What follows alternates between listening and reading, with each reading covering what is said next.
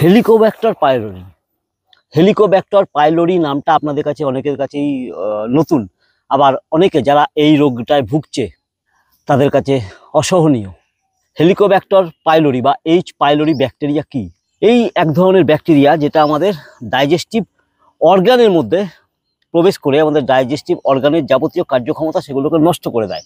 বিশেষ করে স্টমাকটাকে নষ্ট করে দেয়। স্টমাকের মধ্যে গিয়ে একটা স্টমাকের মধ্যে বাসা বাঁধে, এবং যখনই আপনার স্টমাকের মধ্যে বাসা বাঁধে তখন আপনার নানা রকম সমস্যার সৃষ্টি হয়। স্টমাক কি, স্টমাকের কাজ কি আগে সংক্ষেপে বলতে হবে আমাকে, না হলে আপনি এইচ পাইলোরি ব্যাকটেরিয়া সম্বন্ধে কিছু জানতে পারবেন না। স্টমাক হচ্ছে আমাদের একটা ডাইজেস্টিভ অর্গান, খুবই গুরুত্বপূর্ণ একটা ডাইজেস্টিভ অর্গান। স্টমাকের মধ্যে থাকে HCl বা হাইড্রোক্লোরিক অ্যাসিড।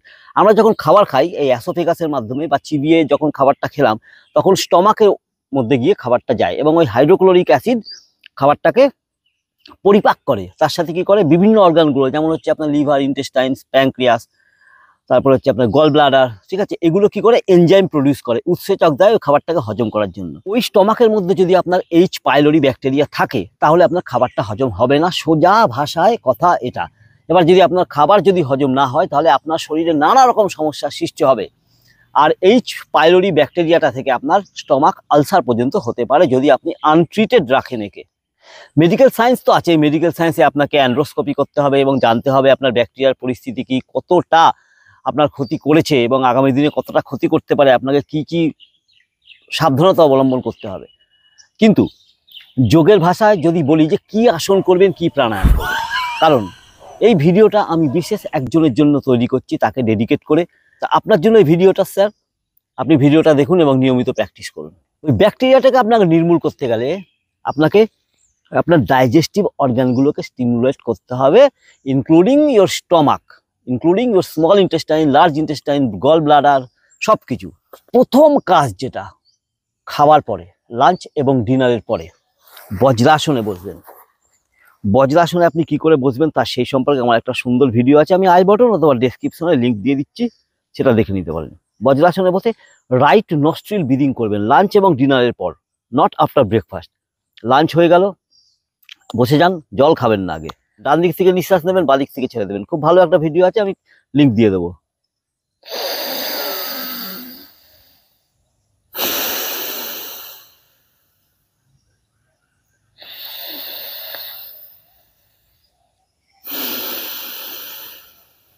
ডান দিক থেকে নিঃশ্বাস নিয়ে বাঁ দিক থেকে ছেড়ে দেবেন।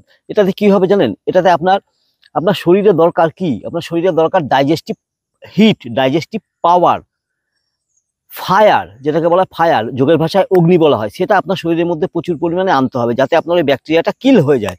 তার জন্য আপনাকে প্রথমে সকালবেলা ঘুম থেকে উঠে একটু দৌড়াবেন, একটু হাঁটবেন, একটু জোর পায়ে হাঁটবেন। জোর পায়ে হাঁটলে কি হয় জানেন, আমাদের খাবারটা ভালো হজম হয়। কারণ এই যে ডাইজেস্টিভ ফায়ার যেটা, সেটা আমাদের শরীরের মধ্যে উৎপন্ন হয় এবং খাবারটাকে ভালোভাবে হজম করা যায়। এবং খাবার যদি আপনি হজম করতে পারেন তাহলে ওই ব্যাকটেরিয়া আপনার কোনো ক্ষতি করতে পারবে না। ও তো চুপ করে বসে আছে যে আপনার খাবারটাকে ও নষ্ট করে দেবে, এবং সেই খাবার থেকে গ্যাস, অ্যাসিডিটি, দুর্গন্ধ আপনার শরীরে তৈরি হবে এবং আলসার পর্যন্ত হয়ে যাবে আপনার স্টমাকে, যেটা ভীষণ ভীষণ ভয়াবহ। আগে দৌড়ান, হাঁটুন, লাঞ্চ এবং ব্রেকফাস্টের পরে রাইট নস্ট্রিল ব্রিদিং করুন বজ্রাসনে বসে।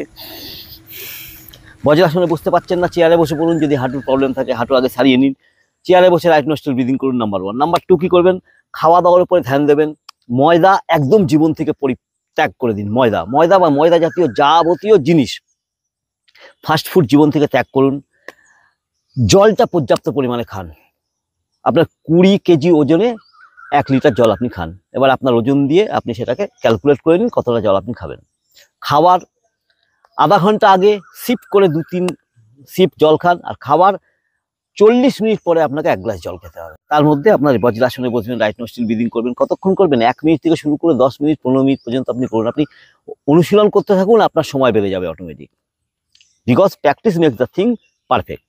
প্রথমে যেটা বলবো সেটা হচ্ছে আপনার বোট পোজ, মানে নৌকা আসন। আপনি যদি নৌকা আসন প্রথমে করতে না পারেন তাহলে কিভাবে করবেন, আপনি কি করে করবেন, আপনি হাত দুটোকে পেছনে দিয়ে পা দুটোকে যতটা সম্ভব উপরে তুলে দিয়ে হোল্ড করে রাখুন এখানে। 1 2 3 4 5 6 7 8 9 10। প্রথম অবস্থা আপনি 10 করুন, তারপরে আস্তে আস্তে বাড়াবেন, ঠিক আছে। তারপরে একটা পা আস্তে করে ড্রপ করুন, কিন্তু ম্যাট টাচ করবেন না। 1 2 3 4 5 6 7 8 9 10। অল্টারনেট করুন, এই জায়গাটা রাখুন, এটা করুন, 1 2 3 4 5 6 7 8 9 10।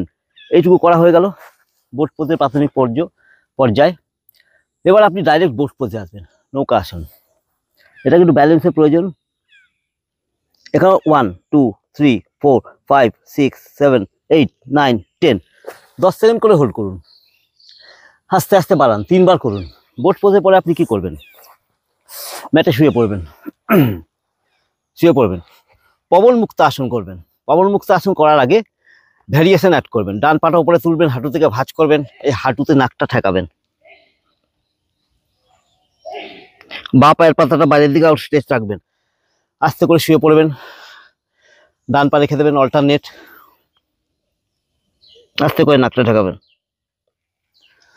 ছেড়ে দেবেন, দুটো পা একসাথে করবেন, পবন মুক্ত আসন।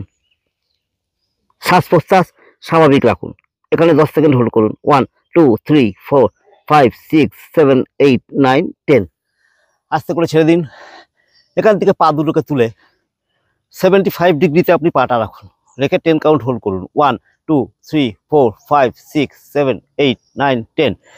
একটুখানি পাটাকে আপস অ্যান্ড ডাউন করুন। 1 2 3 4 5 6 7 8 9 10।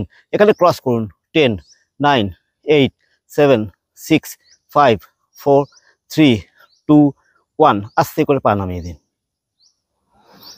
আপনি করবেন মন্ডুকাসন। দেখুন মন্ডুকাসন নিয়ে একটা খুব ভালো ভিডিও আছে, সেটারও আমি লিঙ্ক ডেসক্রিপশনে দিচ্ছি এবং আই বটনে দিচ্ছি। বজ্রাসনে বসবেন, শীত দ্বারা মেরুদণ্ড টান টান রাখবেন, লম্বা শ্বাস নিয়ে মুখ দিয়ে ফু দিয়ে পুরো শ্বাসটা বাইরে বার করবেন, বার করে পেটটা ভেতরে ঢোকাবেন। দেখাচ্ছি আমি।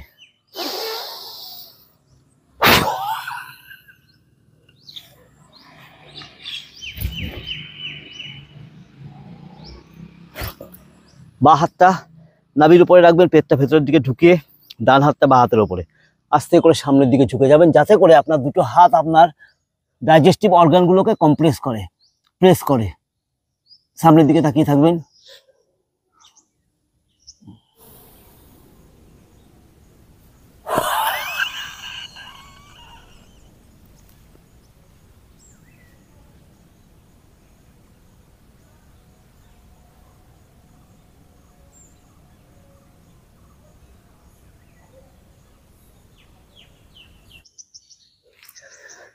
মন্ডুকাসন।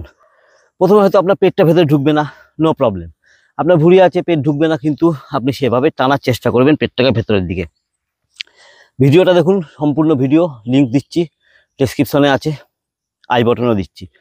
অ্যাবডোমিনালটাকে আপনাকে টুইস্ট করতে হবে প্রতিদিন আপনার থাকে। এবার আপনার অ্যাবডোমিনাল অর্গানগুলোকে যদি আপনি একবার লেফট আর যদি একবার আপনি রাইট টুইস্ট করতে পারেন, খুব ভালো রেজাল্ট পাবেন। শ্বাস নিয়ে হাত দুটো উপরে তুলুন, শ্বাসটাকে এখানে 10 সেকেন্ড হোল্ড করে রাখবেন। 6 7 8 9 10। এবার আপনি শ্বাসটা ছেড়ে দিয়ে ডান হাতটাকে হাঁটুর বা থাইয়ের বাইরের দিকে আর বা হাত থেকে একদম পেছনে দিয়ে অ্যাবডোমিনাল অর্গানটাকে টুইস্ট করে ওই দিকে তাকিয়ে থাকুন। এখানে 10 to 30 কাউন্ট হোল্ড করবেন, ব্রিথ নর্মাল রেখে ছেড়ে দিন। আবার শ্বাস নিন, 10 সেকেন্ড হোল্ড করুন।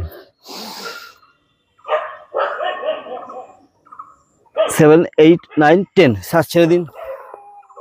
অ্যাবডোমিনাল অর্গানগুলো টুইস্ট করেছেন, এখানে 10 থেকে 30 সেকেন্ড হোল্ড করবেন। শ্বাস প্রশ্বাস স্বাভাবিক।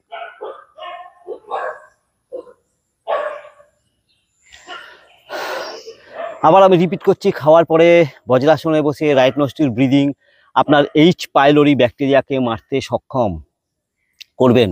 দৌড়াবেন, হাঁটবেন, আসনগুলো যে দেখাচ্ছি সেই আসনগুলো নিয়ম করে প্র্যাকটিস করবেন।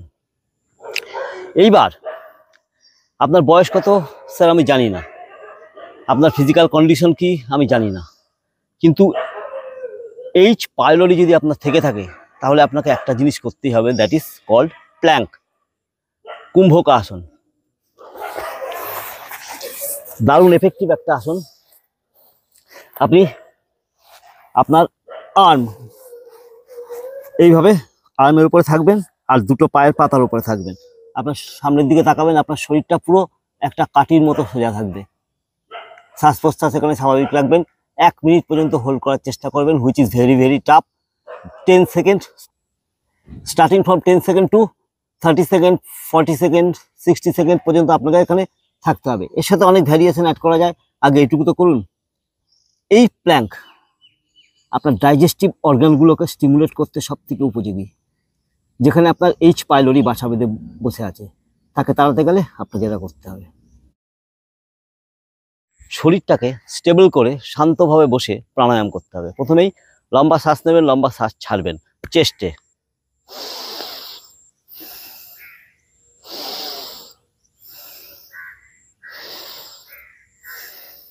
কপালভাতি ক্রিয়া করবেন।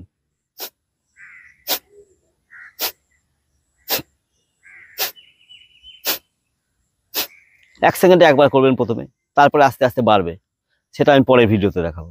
যদি আসন প্রাণায়াম করে সুস্থ থাকতে চান তাহলে আপনাকে লাইফস্টাইল চেঞ্জ করতে হবে। আপনাকে ময়দা জাতীয় খাবার বর্জন করতে হবে, বাইরে থেকে কেনা খাবার বর্জন করতে হবে, কার্বোনেটেড ড্রিঙ্কস বর্জন করতে হবে, পর্যাপ্ত পরিমাণে জল খেতে হবে, গ্রিন লিপি ভেজিটেবল খেতে হবে, ওটস খেতে হবে, ফাইবারযুক্ত খাবার আপনাকে খেতে হবে, নাম্বার 1। নাম্বার 2, সকালবেলা ঘুম থেকে উঠে জোর পায়ে হাঁটতে হবে বা একটু জগিং করতে হবে। নাম্বার 3, যে আসনগুলো দেখালাম সেই আসনগুলো আপনাকে করতে হবে, যার মধ্যে ইম্পর্টেন্ট হচ্ছে লাঞ্চ এবং ডিনারের পরে বজ্রাসনে বসে রাইট নস্ট্রিল ব্রিদিং, সূর্যাভেদী প্রাণায়াম।